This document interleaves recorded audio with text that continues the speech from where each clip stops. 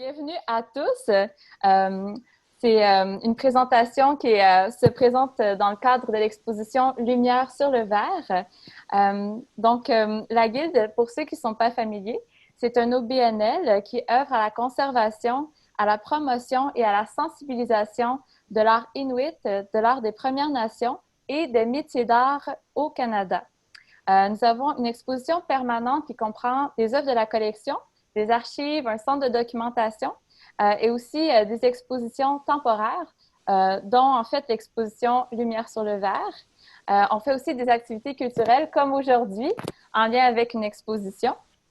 Et dans cette démonstration, il va y avoir plusieurs étapes que Maryse va nous présenter, mais ça va se conclure par une période de questions que je vais animer à la fin. Donc, c'est pourquoi je vous invite à, si vous pensez à une question que vous aimeriez poser à Maryse, je vais pouvoir la lire à la fin de la démonstration. Donc, n'hésitez pas à les écrire au fur et à mesure de la présentation. L'exposition Lumière sur le verre se déroulera jusqu'au 22 novembre. Maryse fait partie des 17 artistes qui ont été choisis pour faire partie de l'exposition. Cette expo souligne l'importance du dialogue entre la lumière et le médium du verre, ainsi que la richesse des connaissances techniques que possèdent les artistes verriers. Pour plus d'informations sur la Guilde, sur les expositions, pour l'acquisition d'œuvres, vous pouvez aller sur laguilde.com. Je vous l'envoie ici dans le chat. Donc, vous pouvez vous rendre sur le site. N'hésitez pas. Il y a aussi une visite guidée virtuelle de l'exposition qui est disponible. Vous pouvez, comme je disais, écrire vos questions. Et je vous souhaite une très belle présentation. Je vais maintenant laisser la parole à Maryse. Tout d'abord, j'aimerais remercier la Guilde pour cette belle invitation à présenter mon travail. Et j'aimerais vous souhaiter la bienvenue chez moi. Chez moi, c'est la campagne, Sutton, dans les cantons de l'Est. Et la bâtisse que vous voyez derrière moi, c'est là où se trouve mon atelier de verre à froid. Alors, sans plus tarder, je vais vous inviter à me suivre à l'intérieur.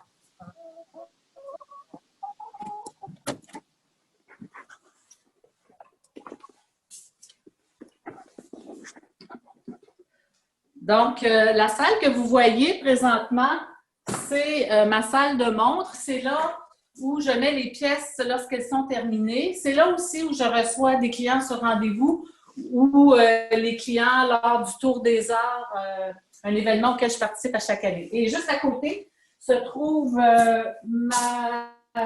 mon atelier de verre à froid. Donc, je vais m'installer. Bonjour tout le monde. Au cours de la prochaine heure, ce qu'on va faire, je vais d'abord faire le parcours chronologique de mon travail du verre et ce parcours-là va mettre l'emphase surtout sur mon verre soufflé parce que c'est à travers mon verre soufflé que j'ai beaucoup développé mon travail à froid. Au début, mon travail à froid était davantage un travail de finition, mais plus j'ai évolué dans mon travail en verre soufflé, plus mon travail à froid a pris de l'importance jusqu'à être sculptural aujourd'hui. C'est beaucoup plus que juste de la finition. Donc, après avoir fait ce parcours chronologique-là, je vais vous faire une démonstration de sculpture à froid et on va terminer avec une période de questions. Plongeons dans le vif du sujet. Moi, depuis toujours, le verre me fascine. C'est un médium qui a la capacité de m'amener facilement dans de l'émerveillement. Je trouve que c'est une matière qui, alors qu'elle est dure et solide, elle a une capacité extraordinaire d'exprimer le mouvement, la fluidité. C'est une matière inerte et pourtant, elle peut proposer des fois des univers organiques d'une très, très belle poésie. Moi, je peux facilement me perdre dans un presse-papier, être émerveillée à regarder l'univers qui est proposé par le verre. Donc, cet émerveillement-là pour la matière m'a amené en 2005 à faire un cours d'initiation en verre soufflé d'un week-end. C'était avec Laura Danafer, qui est une grande artiste canadienne, une grande artiste verrière canadienne. Et là, saut dans le temps, on est en 2010 et je jase avec mon chum de rêves qu'on a réalisés ou pas. Et puis, je dis, tu sais, la fois que j'avais fait le cours le week-end de verre soufflé, ben, ça m'a vraiment accroché. Puis, ce que j'aimais, moi, j'avais une carrière de 30 ans en communication, dont 25 ans comme rédactrice conceptrice en publicité et 5 ans dans le documentaire. Et j'avais été, dans toute ma carrière, toujours dans les concepts, les mots. Puis là, pour une fois, je me retrouvais dans le concret et dans le geste, dans ce week-end-là. Puis ça m'a vraiment beaucoup parlé, beaucoup attiré. J'aimais mettre ma tête de côté puis me retrouver dans mes mains. Fait que j'ai dit, tu sais quoi, si j'étais folle, là, je m'inscrirais pour le cours de 3 ans. C'est une formation de 3 ans avec le Cégep du Vieux-Montréal. À cette école-là, là où j'avais fait le week-end, ils offraient une formation de 3 ans à temps plein où on voit toutes les techniques.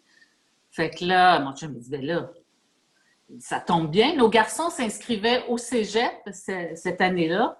Et puis l'inscription, il restait 2 jours pour s'inscrire au Cégep. Il dit, t'as le temps, inscris-toi. Ben là, aux minutes. J'avais plein de bonnes excuses. J'ai 48 ans. J'ai jamais été manuelle de ma vie. Il va falloir que je mette en pause ma carrière. Je ne gagnerai pas de sous pendant ce temps-là. Bref, mon chum m'a débouté dans chacun de mes arguments. Et à l'automne 2010, je rentrais à Espace Vert et on peut commencer les diapositives, s'il te plaît, Marie-Hélène. Donc, ce que vous voyez là, c'est la bâtisse Espace Vert où a lieu toute ma formation en verre. C'est à Montréal, tout près du pont Victoria. Et on peut passer à l'autre diapositive. Et voici le groupe avec lequel j'ai commencé ma formation. J'aurais pu être la mère du 3/4 des jeunes qui étaient là. D'ailleurs, ces jeunes-là, quand ils faisaient des parties, ils invitaient mes enfants. Et puis, donc, ça a été une formation extraordinaire parce qu'on le corps professoral est composé d'artistes chevronnés qui communiquent avec beaucoup de passion tout leur savoir-faire. Et dès la 2e année, là, on peut revenir, Marie-Hélène, si tu veux, en direct. Dès la première année, ils vont beaucoup mettre l'emphase sur la démarche artistique à cette école-là. Pourquoi tu travailles le verre? Qu'est-ce qui t'intéresse dans le verre? Et puis pour moi, c'était très clair dès le début que ma démarche artistique était étroitement liée à la matière. Moi, ce qui m'allumait, c'est le verre, c'est la matière du verre. Et lorsque le verre me proposait quelque chose que je trouvais intriguant, qui m'amenait dans l'émerveillement, bien là, je pars comme dans une quête d'exploration où je fais toutes sortes de tests d'exploration. Puis là, à un moment donné, quand j'arrive à maturité dans cette recherche-là, là, il y a une phase d'épuration qui se produit où ce que je cherche, c'est de mettre le plus en évidence dans la pièce ce que moi, j'ai trouvé de merveilleux dans ce que le verre me propose. Donc, dans mon verre soufflé, la première chose qui m'a vraiment interpellée, c'est tout le traitement de couleurs. Alors là, je vais vous montrer, dans le verre soufflé, normalement, maintenant qu'on fait de la peinture, tu mélanges du blanc avec du rouge, tu vas obtenir du rose. Dans le cas du verre soufflé, si tu mélanges du blanc avec du rouge, ce que tu vas obtenir, c'est une réaction. Les grains de verre fusionnés ensemble vont avoir différentes réactions. Donc, je peux vous montrer ici un exemple. Disons, ici, on a une réaction ici, on a une texture là. Et tout ça, c'est à partir de grains de différentes grosseurs, de différentes granulométries qu'on va chercher avec la canne sur laquelle il y a du verre en fusion transparent. Ici, je peux vous montrer, je ne sais pas, vous voyez, ça, c'est du grain de couleur qui est en poudre, mais j'ai aussi le même grain, un peu comme la granulométrie du sucre. Après ça, j'ai encore plus gros et encore plus gros. Et moi, je vais encore plus gros, je m'en vais même mélanger des tessons de couleurs de d'autres productions. Et tout ça, ces grains-là de différentes granulométries, je vais les retrouver dans toutes les couleurs. Donc, des tests, j'en ai fait. Parce que dépendant quel grain qu'on met sur quel grain, quelle chaleur, comment, tout ça va créer des réactions différentes.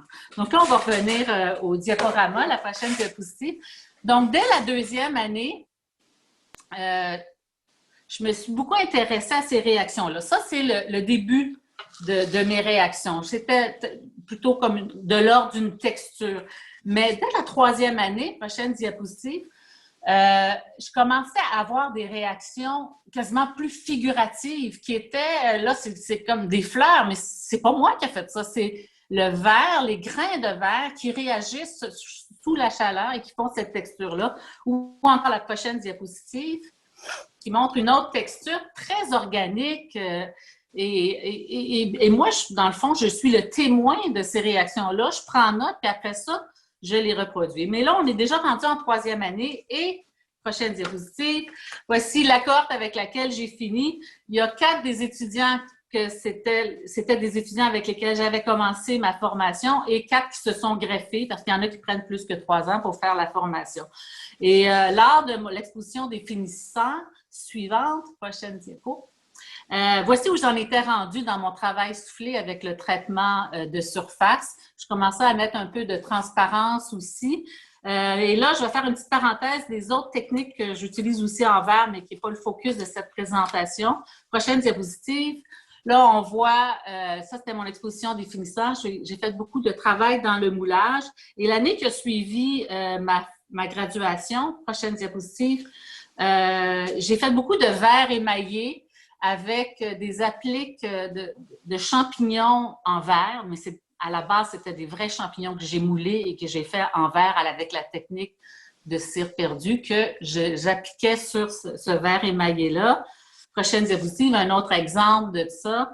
Et finalement, prochaine diapositive, ça s'appelle Force tranquille. C'est une pièce assez importante en verre moulé que j'ai faite et qui était la pièce centrale dans un an après ma graduation. J'ai fait une exposition à la Galerie Hélène Oli et c'était ma pièce centrale qui, j'ai été extrêmement honorée, a abouti, prochaine diapositive, au Musée national des beaux-arts de Québec.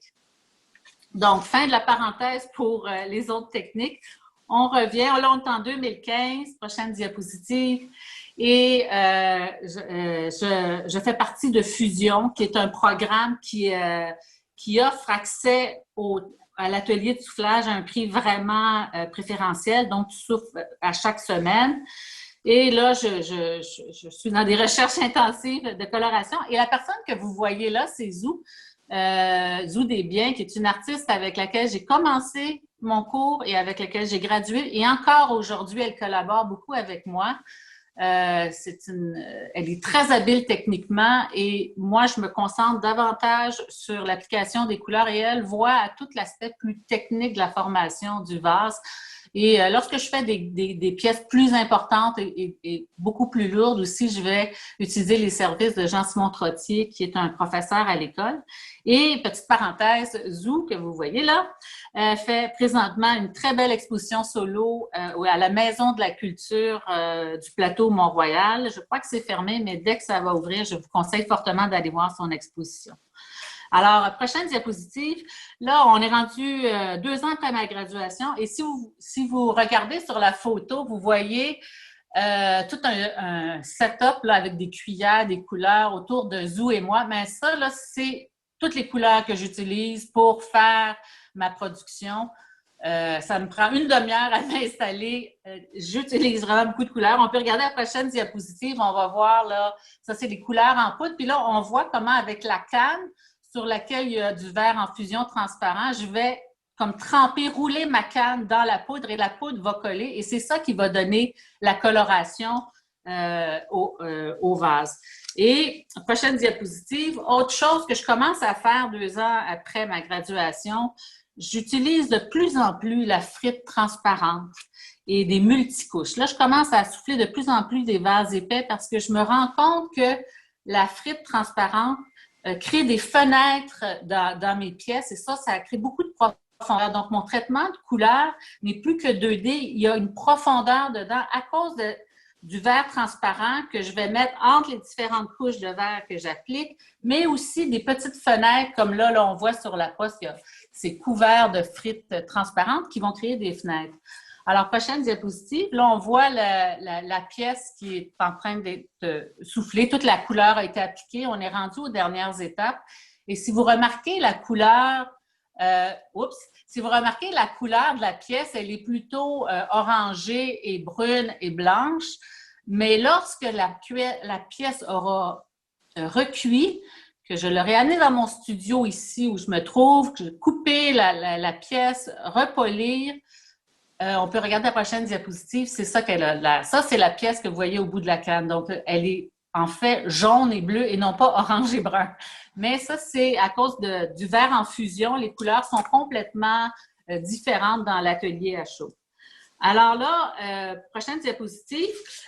Je vous parlais que je souffre de plus en plus épais. Et là, on voit un bon exemple. Là, on voit toutes les couches sur le rebord supérieur de verre où il y a eu d'abord du jaune. Après ça, j'ai été chercher du transparent. Puis après ça, tout mon traitement de surface. Et les petites fleurs jaunes que vous voyez sur le côté, en fait, ce ne sont pas vraiment des fleurs jaunes. Ce sont des grains transparents qui créent une fenêtre et ce qu'on voit, c'est la couleur intérieure du vase. Donc, ça donne l'impression que j'ai utilisé du jaune en surface, mais pas du tout. C'est vraiment une fenêtre. Donc là, je me mets à utiliser beaucoup ça. Et là, prochaine diapositive, je vais vous montrer un peu ce qui se passe en verre à froid.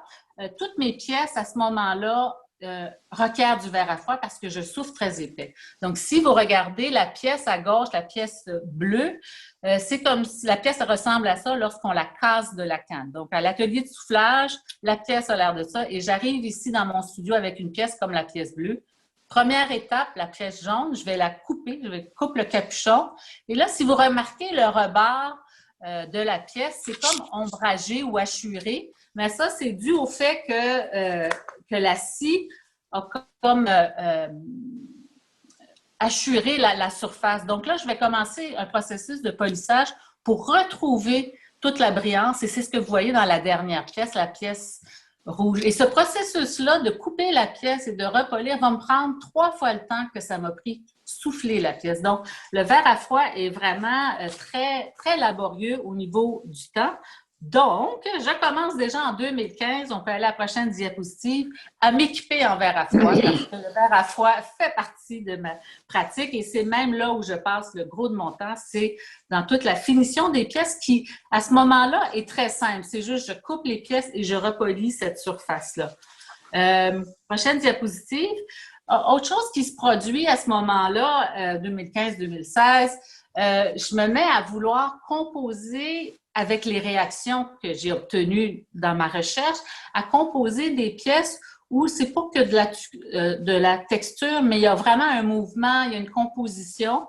Et ça, c'est particulièrement apparent dans mes presse-papier, le prochaine diapositive. Donc là, on voit que je vais concentrer à certains endroits certaines réactions, d'autres non. Donc, je me mets à aimer travailler avec mes réactions comme si c'était des pinceaux de la peinture. Donc, graduellement, je me mets à aplatir mes pièces, prochaine photo, pour travailler mes pièces comme s'il s'agissait d'une toile. Alors, prochaine photo, on en voit un autre exemple où, bon, là, les réactions, ça donne l'apparence que c'est un peu des feuilles ou dans le vent. Puis là, j'ai aplati le vase pour que le regard, là, je suis dans la période d'épuration dont je vous parlais, de mise en valeur. Et mon seul but, c'est de mettre en valeur la réaction qui s'est produite et que la personne, quand elle regarde la pièce, c'est ça qu'elle regarde. Donc, en aplatissant les pièces, ça attire le regard sur la réaction. Prochaine diapositive, je me mets aussi à faire des pièces beaucoup plus grosses, à travailler avec Jean Simon. Et là, j'ai des supports qui sont conçus et fabriqués par mon conjoint, des supports en laiton. Et cette pièce-là se trouve présentement à la guilde. Donc, et là, on va aller avec une série en rafale, Marie-Hélène, où on se décide à se construire un atelier à Sutton. Donc, la première planche, les murs, tout ça. peux aller, oui, voilà, jusqu'à la finition de l'atelier. Et là, en 2017, je déménage. Et là, j'invite même des amis verriers à venir me donner un coup de main. Là, ici, c'est Zou et Karel Brinet qui sont venus. Tu peux passer en rafale, Marie-Hélène, me donner un coup de main à faire du verre à froid pendant toute une semaine. Et ça, c'est ce qu'on avait de l'air au bout de la semaine. Donc, étant donné que là, on va aller à la prochaine diapositive, étant donné que j'ai l'atelier de verre à froid, ça va me pousser encore à pousser plus loin mon travail à froid, qui en ce moment est juste de couper de manière droite la surface et de repolir. Mais là, je me mets à faire des pièces comme celle-là où je me dis, oh, ça serait intéressant de garder la forme de la pièce. Donc, que je ne fasse pas juste une coupe droite, mais que je viens faire une coupe courbe. Donc là, on m'a fait une courbe droite pour commencer. Prochaine diapositive, on va voir une pièce de haut. Là où vous voyez la marque de crayon feutre, c'est là où j'ai coupé à la scie. Et après, j'ai repoli la pièce, prochaine diapositive, pour qu'elle ait l'air de ça comme d'un œuf. Et ça me permet, ça c'est la série des galets. Et là, on voit que dans mon verre à froid, je vais un petit peu plus loin que de la finition. Là, je m'en viens épouser des formes, donc à faire un travail à froid beaucoup plus élaboré. Prochaine diapositive. Et ça me permet, les galets, d'avoir un peu une surface comme dans mes presse-papier, où encore une fois, ça fait partie de mon principe d'épuration ou de mise en valeur de la réaction des couleurs, où j'ai une surface très, très lisse, qui suit une forme très simple. Donc, notre regard va automatiquement sur ce qui se passe de plus dynamique, c'est-à-dire toute la coloration. Là, on a une prochaine diapositive et cette pièce-là se trouve présentement à la guilde, ce galet-là. Là, prochaine diapositive. Donc, en coupant, je découvre que finalement, l'épaisseur, les différentes couches de verre transparent que j'applique, de couleurs, tout ça, crée une optique très intéressante de verre à l'intérieur de verre, d'un verre à l'intérieur d'un verre. Et ça devient un autre filon pour moi. Là, je me dis, oh, ça, c'est vraiment intéressant, cette optique-là. Je trouve ça intéressant. Donc, je vais pousser plus loin. Et là, je veux que ma coloration deviennent vraiment trois-dimensionnelles. Donc, prochaine diapositive, vous allez voir un exemple de ça, où, bon, là, j'ai comme un nuage bleu, mais le nuage bleu est très transparent et on voit tout à fait le vase intérieur. On n'est plus obligé d'aller au-dessus de la pièce pour voir le vase intérieur. On le voit d'entrée de jeu. Et prochaine diapositive, ça, c'est une autre manière où, là, j'ai appliqué la couleur, puis j'ai mis du transparent sur le côté. Et là, c'est la naissance de la série les flottantes, où ce qui m'intéressait à travers mon traitement de couleur, c'était vraiment ce sentiment d'appesanteur, que tout semblait flotter. Prochaine diapositive. Là, je me mets avec mon traitement de couleur de garder juste une petite ligne qui va contourner le vase intérieur au lieu de mettre mon traitement de couleur sur toute la surface. Et là, je me mets prochaine diapositive, à même percer le vase intérieur avec du verre que je vais incruster profondément lors de la production de la pièce et à aller même encore plus loin, prochaine diapositive, où là, le vase intérieur n'est plus un vase intérieur, c'est une masse jaune qui flotte complètement, il y a des nuages. Donc, et prochaine diapositive, un autre exemple, et là, on voit, j'ai plus de verre transparent que de verre de couleur. Je suis vraiment rendue dans une grande exploration de ce sentiment d'apesanteur que je trouve vraiment intéressant. Et là, on est rendu, j'ai tout fait ce développement-là en partie grâce à une bourse de la Calque. Et j'avais comme mentor Michel Lapointe, un professeur à l'école. Et ça menait à une exposition solo à la galerie Hélène Ali. Prochaine diapositive. Et là, peut-être que vous posez des petites questions sur « Ouais, c'est bien beau les flottantes, tout ça, mais comment ça marche? Comment qu'elle fait pour faire flotter ça? » Donc, on va regarder un petit film qui va vous montrer comment on fait les flottantes. Donc là, ça, c'est les cannes avec lesquelles je vais aller cueillir du verre transparent dans le creuset. Là-dedans, il n'y a que du verre transparent. Donc, on tourne la canne et c'est comme du miel liquide, hein? Et là, sur ce verre transparent-là, on va aller mettre une goutte de verre de couleur. Le verre de couleur, vous allez le voir, c'est l'affaire orangée là, que le ciseau est en train de mettre. Ça, c'est du verre de couleur. C'est bleu, mais ça a l'air orange parce que c'est en fusion. Donc là, je vais placer ce verre de couleur-là. On garde la forme ronde tout le long. Et là, on va faire une première bulle. Et je vais aller chercher une autre cueillette de verre transparent qu'on ne verra pas ici. Mais là, j'ai une autre cueillette de verre transparent. Et là, je vais tremper ma canne dans de la poudre de verre blanche.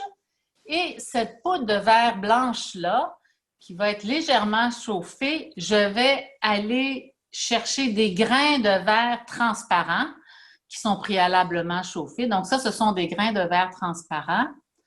Alors, sur ma canne où j'ai mis la poudre de verre blanche, je vais aller cueillir des grains transparents. Donc, on voit les grains transparents qui couvrent tout le blanc que j'ai été chercher. Et là, on va chauffer ça. On va s'assurer que la forme soit ronde. La forme, elle va être ronde jusqu'à la fin. C'est à la toute fin que je vais l'aplatir. Et là, on souffle la pièce et on va recueillir du verre transparent. Et là, on fait la marque de Jack. C'est là où la pièce va être détachée. On va mettre une petite goutte là où il y a le resserrement et la pièce va se détacher très facilement avec une goutte d'eau. Donc là, la pièce est ronde. Là, on va chercher la dernière cueillette de verre transparent pour justement que ce soit vraiment encastré. Ça prend beaucoup, beaucoup de verre transparent. Donc là, on donne la forme finale, ronde, et c'est Zou qui est là. Elle n'a pas les cheveux verts cette fois-là, mais bon. Et là, on garde la pièce bien chaude jusqu'à la toute fin. Et là, je vais l'aplatir à la toute fin avec des lièges. C'est ce que je fais présentement. Et une fois que la pièce est bien aplatie, on va chauffer le fond pour faire le fond, pour que la pièce puisse tenir debout. Et là, Zou fait le fond. Et on chauffe le col et avec une goutte d'eau et un petit coup sur la canne, la pièce va décrocher. Pouf, la pièce décroche et on la met dans le four de recuisson pour 24 heures. Et même 48 heures, ces pièces-là, parce qu'elles sont épaisses. Et là, je vais amener la pièce ici. Je vais la couper comme je vous ai montré. Et la pièce finale, on peut montrer la diapositive, Marie-Hélène. La pièce finale, c'est ça. Donc, on voit le verre de couleur bleue que j'ai mis au début. On a été chercher du transparent, j'ai mis du blanc. Sur le blanc, j'ai mis des frites. Donc, ça fait une transparence un peu comme un nuage. Et après ça, on a été chercher une autre grosse couche de verre transparent dans le creuset. On a aplati le tout et voilà, vous avez une flottante. Donc là,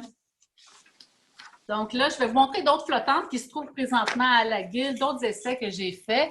Donc, la prochaine, celle-là, ça a été je voulais quelque chose de plus géométrique où j'ai encastré des petits cercles de couleurs dans la pièce. Ou encore la prochaine où j'aime beaucoup le mouvement que le verre peut proposer. J'en ai parlé au tout début. Donc là, j'applique le verre et je viens mettre des pièces qui vont créer du mouvement dans la pièce.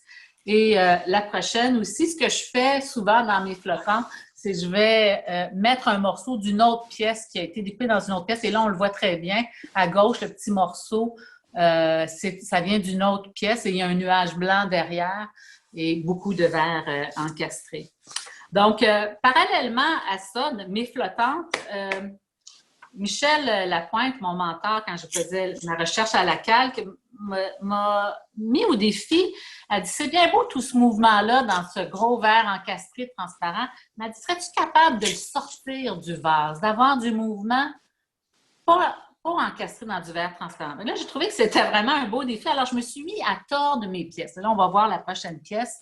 Ça, ce sont les épaves où j'ai appliqué toutes mes couleurs et j'ai tordu la pièce. Et ça m'a amené en verre à froid à pousser un peu plus loin la découpe parce que je suivais un petit peu la forme. Et là, si on regarde le prochain, là mon travail à froid devenait vraiment sculptural où vous voyez, là, on ne reconnaît même plus du tout que c'est un vase parce que j'ai fait 2 ouvertures dans la pièce. J'ai poli à certains endroits. Puis ça, j'ai trouvé ça vraiment intéressant. Ça, c'est les épaves. Et j'ai voulu pousser plus loin, ce qui va être de venir les libérer, parce qu'elles étaient libérées du ver encastré. Et là, on va voir un peu le processus dans les prochaines diapositives. Là, vous voyez, ça, c'est une pièce qui a été tordue dans l'atelier à chaud. Et là, déjà, il y a une première coupe en bas à droite. Et là, prochaine diapositive, j'ai fait une coupe en haut. Prochaine diapositive, j'ai fait une autre coupe là. Et toutes les coupes sont droites, hein, parce que c'est une scie à eau. Et là, j'ai découpé tout le tour de la pièce. J'ai tout arrondi mes découpes, repoli. Et la pièce finale, cette pièce-là, en pièce finale, c'est ce que vous voyez présentement. Donc là, on est vraiment rendu dans de la sculpture de verre à froid. Ça ressemble même plus à un vase. Et ça, ça m'a beaucoup parlé et j'ai commencé à vouloir avoir ce mouvement qui flotte, c'est les libérés, qui flottent comme ce que j'avais dans le verre encastré transparent, mais sans le verre encastré. Donc, on va voir un autre exemple de ça. Prochaine diapositive, Marie-Hélène. Oups, il y en avait une autre. Oui, celle-là. Voilà. Et là, ça, je trouvais ça intéressant. Là, ma recherche évoluait. Puis là, je commençais à me dire, oh, il faut que vraiment que je porte le regard sur le détail de la découpe qui fait que ça flotte. Donc là, je rentre dans un processus d'épuration, de mise en valeur de la réaction ou du contexte que je trouve intéressant. Là, je me dis, ah, si je mettais l'intérieur de la pièce d'une autre couleur, ça mettrait l'accent sur la découpe. Et vous allez voir la prochaine diapositive. Là, je me suis mis à avoir des intérieurs d'une autre couleur et mon seul but, c'était vraiment la mise en valeur de la découpe, de la courbe, du jeu intérieur-extérieur que je trouvais intéressant. Là, je me suis dit, oh, je trouve que mon traitement de surface, que là, vous voyez que c'est comme des petits nuages blancs, bien, ça distrait un peu. Alors, j'ai complètement éliminé le traitement de surface et je me suis dit, je vais utiliser juste 2 couleurs à plat pour vraiment accentuer ça. Donc, on va voir dans la prochaine. Donc là, un vase complètement découpé et l'intérieur, c'est ce qui était le jaune et le blanc, c'était l'extérieur et où j'ai beaucoup de mouvements dans la pièce, mais à l'air libre. Alors là, on a un autre exemple de ça. Oui, ici, où là, j'ai 2 morceaux qui ont l'air de flotter. Et là, ce que je trouvais, j'aimais ça, cette série-là, ça, c'est les libérés, mais je trouvais que je perdais un peu de pouvoir user un peu la pièce, qu'on voit partiellement la fenêtre intérieure, mais pas complètement. Donc là, je suis revenue un petit peu en arrière, je me suis mis à tordre mes pièces et on va voir un exemple, la prochaine diapositive, la série Momentum, où là, des fois, je découpais complètement la pièce, que vous voyez, la ligne bleue en avant, c'est complètement découpé, et la ligne bleue qui commence en haut à gauche, ça, c'est pas une ouverture, ça, c'est juste usé partiellement où on voit le bleu. Puis ça, je trouvais ça intéressant, ce jeu de couper complètement, pas couper, intérieur, extérieur. Et là, je me suis dit, ah, je devrais pousser ça plus loin, et même, prochaine diapositive, avoir la coquille dépolie. Là, je me suis mis à dépolir ma coquille extérieure pour avoir un autre contraste. Et ce que j'aimais, c'était, il y avait quand même beaucoup de transparence. Si vous regardez dans cette pièce-là, le rouge, il y a comme une ligne noire, mais ça, c'est du transparent. Et là, il y a la coquille blanche. Ça, je trouvais ça intéressant. Mais ça me limitait dans la manière que je pouvais tordre ma pièce dans l'atelier à chaud parce qu'elle était très épaisse. Alors là, je me suis mis à souffler beaucoup plus mes pièces pour pouvoir tordre davantage les pièces. Et là, la prochaine diapositive, c'est eurythmie, où on voit là que les pièces là, sont beaucoup plus fines, plus tordues, mais je garde quand même mon jeu de découpage, puis d'avoir un peu de bleu qui déborde ou pas. Prochaine diapositive, ça c'est eurythmie. La série Eurythmie, ma dernière série, et des exécutions comme ça qui sont rendues possibles parce que le verre est soufflé assez mince, ben je peux tordre beaucoup la pièce et ça me donne beaucoup de jeux créatifs une fois que j'arrive ici dans l'atelier à chaud parce que j'ai plein de plis et il y a plein de possibilités. Cette pièce-là se trouve présentement à la guilde et la prochaine aussi, qui est une autre d'Eurythmie. Et dans cette série-là, ce que j'aime beaucoup, c'est de faire des trios Donc, la prochaine diapositive, là, je trouve que c'est intéressant d'avoir 3 pièces qui bougent, qui sont un peu différentes. Je trouve que ça fait dansant. Et prochaine diapositive, un autre exemple de ça. Et c'est là où j'en suis aujourd'hui. Donc, avant de passer aux démos, on a fait tout le parcours.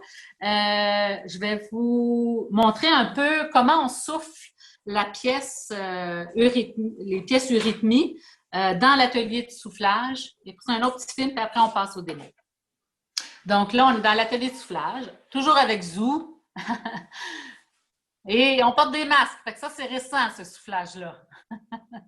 Donc là, la pièce à l'intérieur, elle est d'une couleur opaque. On a mis du verre transparent et là, on a mis beaucoup de poudre de verre blanc à l'extérieur qui va faire la coquille blanche.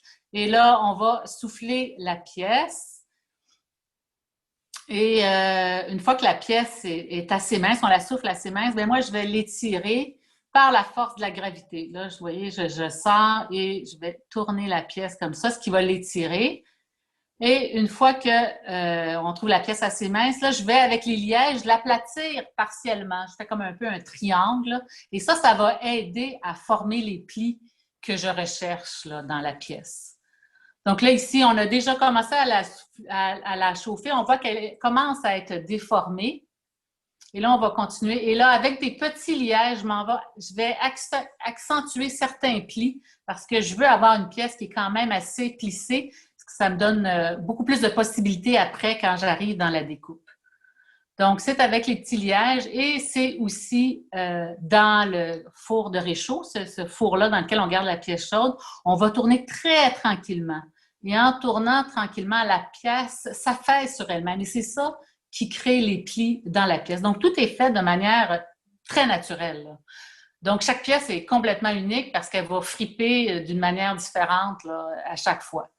Donc là, on est sur le point de décrocher la pièce.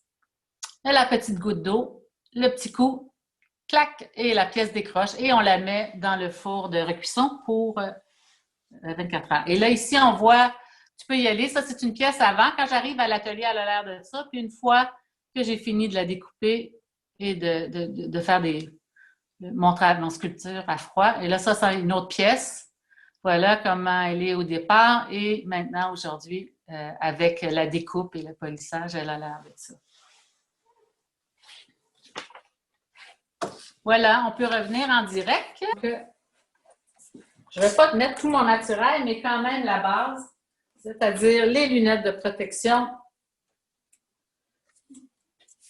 et aussi mes bas troués, parce que il y a beaucoup d'éclats de verre. Hein? Puis si je ne mets pas ça, ben, les petits éclats de verre vont rentrer dans ma peau, puis là, ça va me piquer pendant la nuit.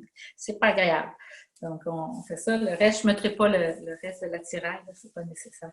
Donc, si vous voulez me suivre ici.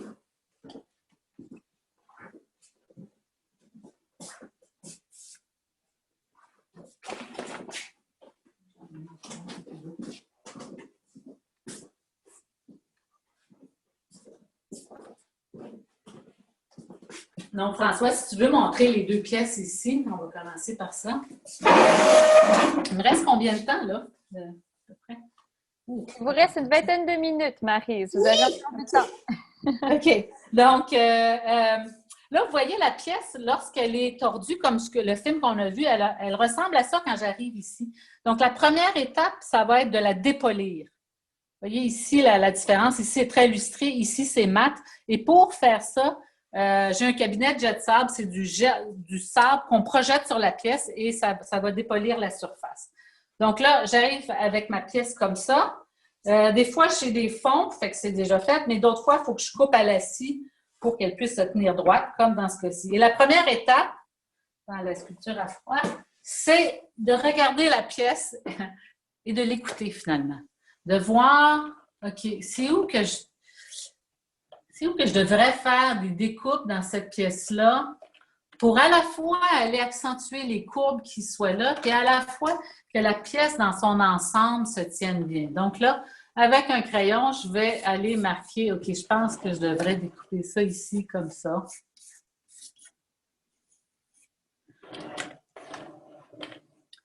Et là, une fois que je suis satisfaite, j'y vais graduellement. J'y vais par un petit bout. Je vais couper, je regarde. Des fois, je vais laisser la pièce pendant une nuit avant de faire d'autres coupes parce que je ne sais pas où aller. J'ai l'impression qu'elle ne me parle pas assez. Et puis, dans mes découpes, juste pour montrer un exemple, je peux, avec la scie va couper droit. Donc, maintenant que je me dis que je veux couper ça, ben je peux le couper à angle droit de même, mais je pourrais aussi le couper comme ça. Je pourrais le couper comme ça. Donc, j'ai plein d'angles avec lesquels je peux faire cette découpe-là et chaque angle va avoir un effet vraiment différent. Puis, je peux aussi couper profondément ou couper en surface. Regardez ici, dans ce cas-ci, j'ai coupé uniquement en surface et on voit tous les plis, le travail que ça vient faire. Mais si j'avais coupé profondément, tous ces plis-là seraient disparus. Donc, dépendant de la pièce, comment elle est tordue, je vais couper profondément ou je vais laisser ici, vous voyez, ici j'ai un trou, puis là, ici j'ai juste pris, j'ai pas fait compléter le trou, j'ai plutôt un peu de rouge qui transparaît. Donc, tout le travail créatif, lorsque j'arrive ici avec une pièce comme ça, il est énorme. Là. Et puis le verre à froid, ça ne pardonne pas. Une fois que c'est coupé, je ne peux pas le recoller. Donc, des fois, c'est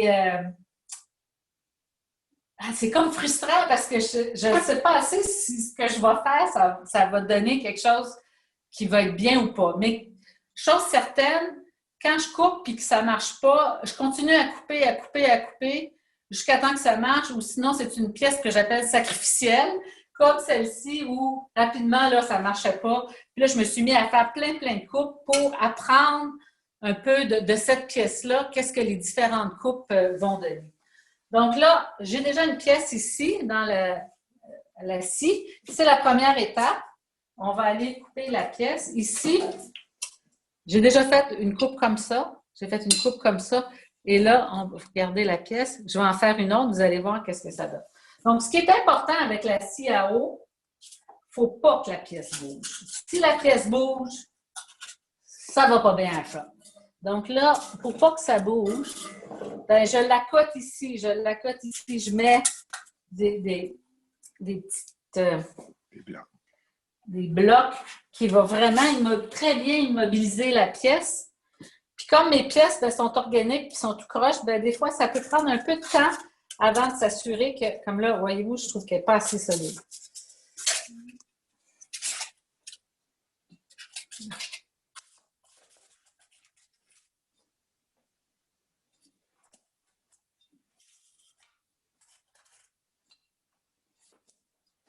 Bon, ça devrait être pas pire.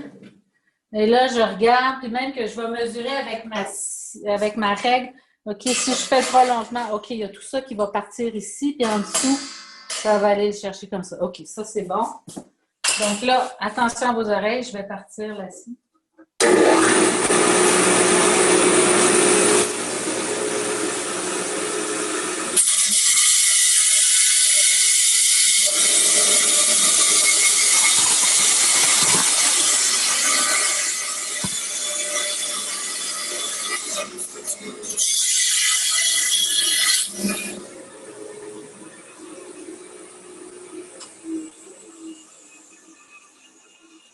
Et déjà, la pièce est complètement différente avec la prochaine coupe. On vient vraiment souligner ici la courbe. Et là, si vous voyez, est-ce que tu vois bien, François? On voit ici, là, c'est tout édenté. Mais ça, il va falloir que j'aille user ça. Et c'est avec le Dremel. Je ne pense pas qu'on va avoir le temps. Puis ici, il y a énormément de tension dans ce petit coin-là. Parce que c'est coupé. Et le verre, il n'aime pas ça. Et ici, c'est pointu. Donc, si je laissais la pièce comme ça pour la nuit, sans doute que demain matin, j'arriverais et j'aurais une belle fissure ici. Donc, ça, il faut vraiment que je vienne lisser le chanfrein pour que la tension soit répartie sur toute la pièce. Donc là, après avoir fait cette coupe-là, ben, vous voyez que les angles sont vraiment raides. Alors, je vais aller les adoucir et ça, c'est avec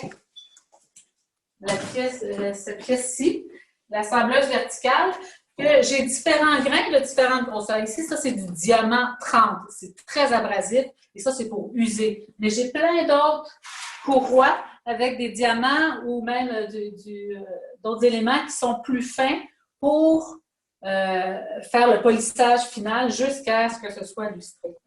Donc là, ici, on va partir ça et je vais vous montrer. Regardez, là, vous voyez comment c'est raide. Ici, mais là, avec ça, je vais aller.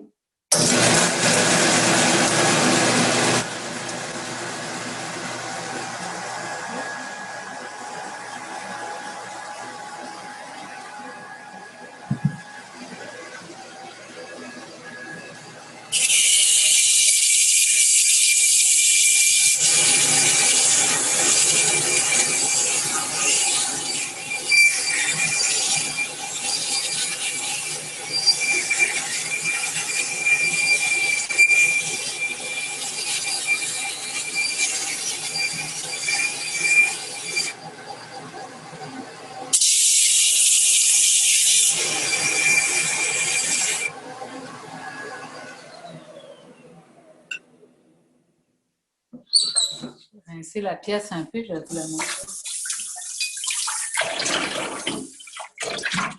Regardez comme les courbes sont beaucoup plus harmonieuses, là. Puis c'est vraiment avec la courroie que je vais aller faire ça.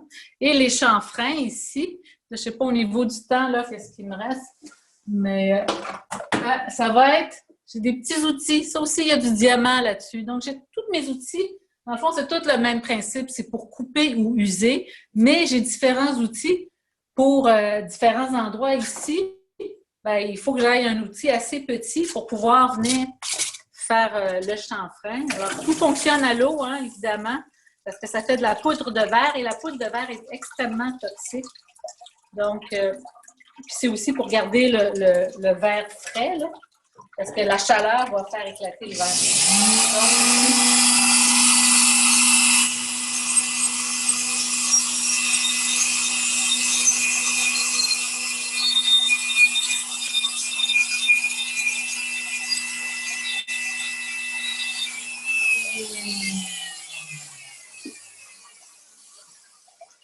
Donc, donc là, je vais faire tout le chanfrein. Vous voyez déjà, là, c'est beaucoup plus lisse. Et puis, dans le petit coin ici, bien ça, c'est sûr que ça ne rentre pas. Fait que là, pour ce petit coin-là, ben là, il faut prendre son mal en patience. Et bien ici, et là, je me construis des petits outils pour aller dans les petits coins, comme ça ici. Et puis, où ça? Et puis là, je m'en viens doucement à la main, venir faire le chanfrein jusqu'ici. Et puis c'est ça. Et puis là, comme là, cette pièce-ci, je pense que je vais l'ouvrir ici aussi. Et à la toute fin, ben, je vais vous montrer une pièce. Je sais pas entendre.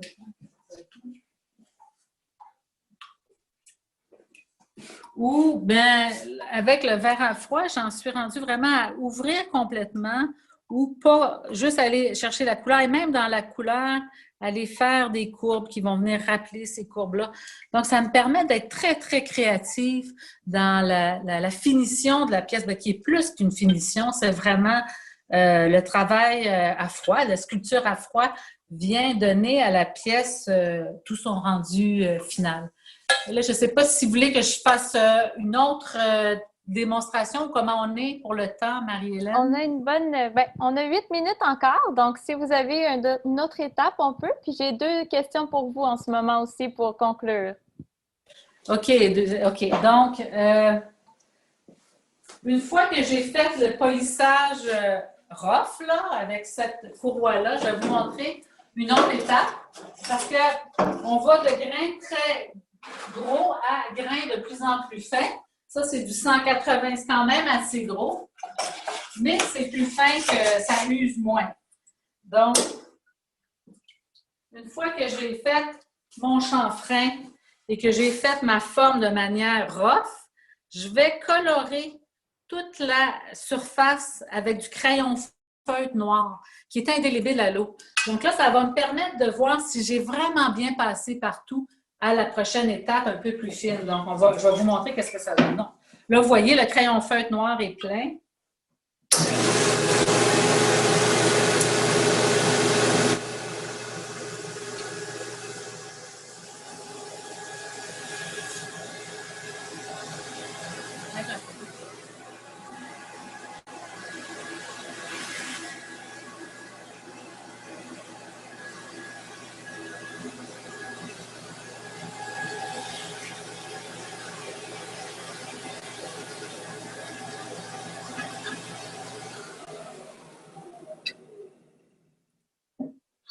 Donc, si vous voyez ici, ben, je peux me dire, ah mon Dieu, j'ai vraiment bien passé, mais regardez-vous ici la petite marque noire, là.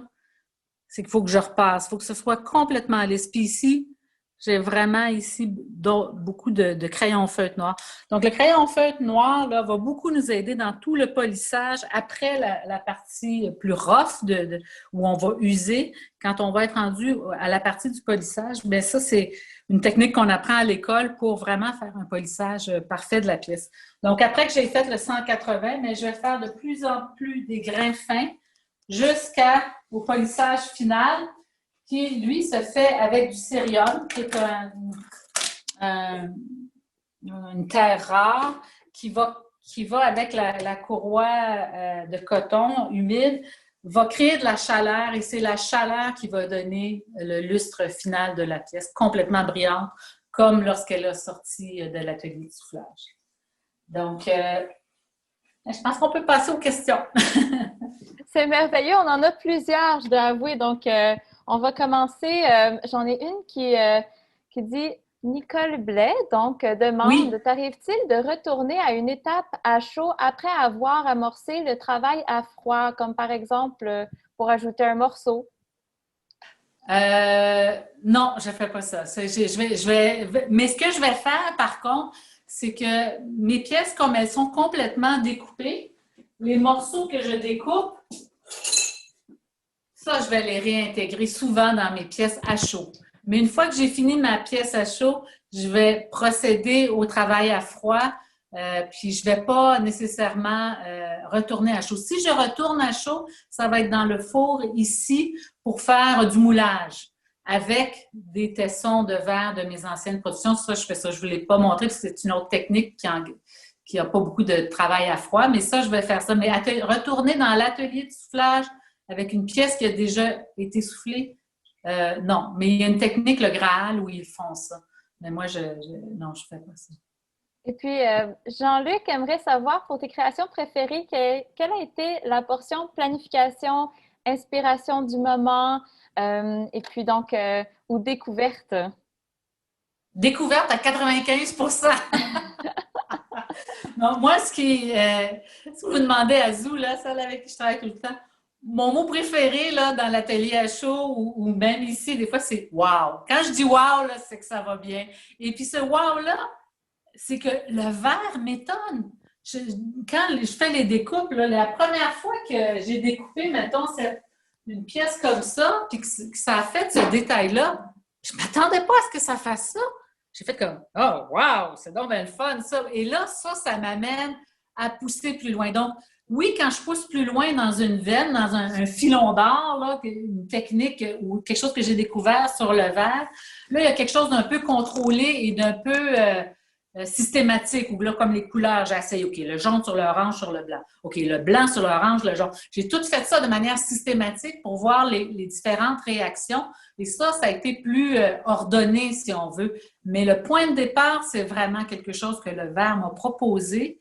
Et après ça, une fois que j'ai tout fait mon expérimentation, quand je vais appliquer ça, là, je redeviens beaucoup, beaucoup dans l'instant présent, dans regarder la pièce. Je commence une pièce, je pense que ça va être une flottante, puis en plein milieu, je me dis « Ah non, cette pièce-là, c'est pas une flottante, c'est autre chose. » Et puis ici, c'est la même chose. Je regarde une pièce, je vais faire une première découpe, je pense que je vais le découper jusqu'au bout, puis là, ah non, faut pas que je le découpe jusqu'au bout. Puis c'est vraiment le gros de mon travail, là, c'est d'être à l'écoute de la matière, de ce qui se passe, à l'écoute de la matière, puis de ce qu'elle me dit, qui me touche, qui me met dans de l'émerveillement par rapport à « Wow, as-tu vu ça, qu'est-ce que ça fait? » Donc, je ne sais pas si ça a répondu à la question, là. Je pense que oui, c'est très intéressant. Puis là, il nous reste 2 minutes, Maryse, donc j'irai avec une dernière question peut-être rapide. Combien de temps peux-tu travailler ta boule à chaud avant que le verre ne soit plus malléable, demande Nicole Blais à nouveau. Bien, on va la garder chaude pas mal tout le long en retournant constamment dans le four de réchaud, là, où vous avez vu dans le film, la canne, à un moment donné, on la fait tourner à l'intérieur, là où je fais tordre la pièce comme les eurythmies, là. Bien, ça s'appelle le Glory Hole. Et le four de réchaud garde la pièce chaude tout le long qu'on la travaille. Sinon, on pourrait la travailler, si on n'avait pas ce four-là, on pourrait la travailler même pas 5 minutes. Donc, pour garder la pièce chaude, et tant qu'on la garde chaude, elle est malléable. Puis on peut la travailler et la retravailler dans l'atelier à chaud. Merci beaucoup, Marie. Je pense que c'est pas mal. On a terminé notre heure, mais vraiment, ce fut super intéressant et on a des beaux commentaires aussi de la part des participants dans le conversé. Donc, merci à tous d'être venus. On est vraiment reconnaissants. Plusieurs d'entre vous qui s'étaient enregistrés se sont vraiment présentés. On a eu une belle participation, donc on est vraiment très contents. Et puis, n'hésitez pas à donc venir visiter l'exposition qui est encore en cours jusqu'au 22 novembre. Pardon, oui, c'est ça, 22 novembre. Et merci beaucoup, Maryse. Et merci à tous pour votre présence et à la prochaine. Merci tout le monde. Au revoir. Au revoir.